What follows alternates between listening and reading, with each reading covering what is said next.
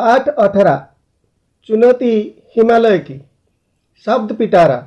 निम्नलिखित शब्दों के अर्थ लिखिए। आपत्ति, ऐतराज। कालीमा, कालापन। डग, कदम। सफर, यात्रा। दुर्गम, जहाँ जाना कठिन हो। वीरान, खाली। पाठबोध। 1. रिक्त स्थान भरिए। क. आकाश में रात्रि की कालीमा पर प्रातः की लालिमा फैलती जा रही थी। ख. तिब्बती पठार का दृश्य निराला था। ग. सर्द हवा के झोंके हड्डियों तक ठंडक पहुंचा रहे थे। घ. हिमालय की दुर्गम पर्वतमाला मुंह उठाए चुनौती दे रही थी। वह रस्सी से बंधे जवाहरलाल हवा में लटक रहे थे। 2. निम्नलिखित प्रश्नों के उत्तर संक्षेप में लिखिए। क. अमरनाथ की गुफा कहाँ थी?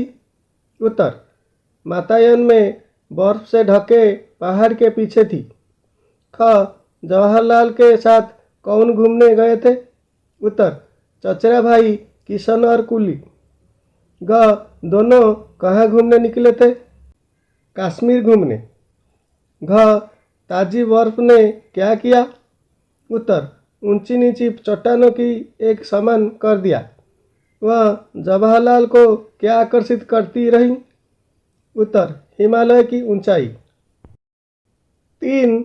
निम्नलिखित प्रश्नों के उत्तर लिखिए। क.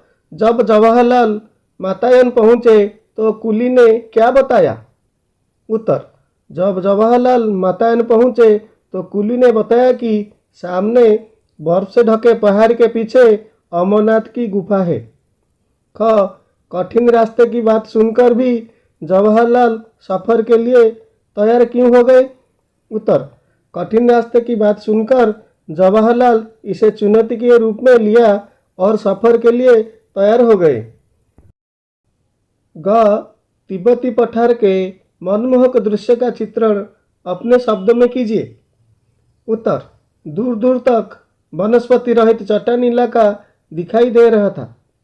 बर्फ से ढकी चट्टानें ताज की भांति चमक रहे थे। घ. पहाड़ी रास्तों पर चलना कठिन क्यों होता है? उत्तर: ऊंचाई पर ऑक्सीजन की कमी के कारण सांस लेने में कठिनाई होती है।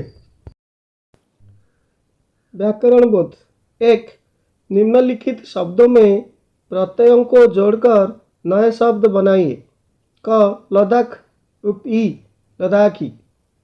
ख. खाली प्लस पन खालीपन। ग. तिब्बत प्लस ई तिब्बती। घ. ढीला प्लस पन ढीलापन। व. चट्टान प्लस ई चट्टानी। च. उत्साह प्लस इत उत्साहित। छ. आकर्षण प्लस इत आकर्षित। ज. बर प्लस इला बर्फीला। 2. कर प्रत्यय वाले शब्द पाठ में से ढूंढकर लिखिए। चलकर, उतरकर। सुनकर, ढककर। दिखाकर, कसकर। कहकर, छोड़कर। 3.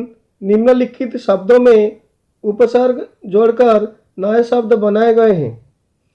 उसी उपसर्ग का प्रयोग करते हुए एक एक नया शब्द और बनाइए।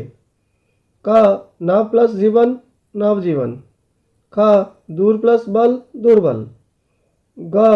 उप प्लस हार उपहार। घ. नीर प्लस भय निर्भय। व. उत प्लस स्थान उत्थान। 4. भाववाचक संज्ञाएं बनाइए। क. चढ़ना चढ़ाई। ख. कठिन कठिनाई। ग. काला कालीमा। घ. ऊंचा ऊंचाई। व. लाल लालिमा। च. सुस्त सुस्ती। रचनात्मक कार्य। हिमालय से संबंधित कोई भी कविता याद कर कक्षा में सुनाइए। खड़ा हिमालय बता रहा है, डरो न आंधी पानी में, खड़े रहो तुम अविचल होकर सब संकट तूफानी में। डिगो न अपने प्राण से तो तुम सब कुछ पा सकते हो प्यारे, तुम भी ऊंचे हो सकते हो, छू सकते हो नभ के तारे। अटल रहा जो अपने पथ पर, लाख मुसीबत आने में मिली सफलता, जग में उसको जीने में मर जाने में। जितनी भी बाधाएं आई उन सब से ही लड़ा हिमालय, इसलिए तो दुनिया भर में हुआ सभी से बड़ा हिमालय। किसी पर्वतीय यात्रा का वर्णन करते हुए अनुच्छेद लिखिए। उत्तर, पिछले साल मैं अपने परिवार के साथ शिमला गया था। पहाड़ों की ऊंची चोटियां और ठंडी हवाएं मन को मोह रही थी। हमने वहां टॉय ट्रेन की सवारी की और माल रोड पर घूमते हुए कुदरत के सुंदर नज़ारों का आनंद लिया। चारों तरफ हरियाली और बर्फ से ढके पहाड़ देखकर ऐसा लग रहा था मानो हम स्वर्ग में आ गए हो। यह मेरी जिंदगी की सबसे यादगार यात्रा थी।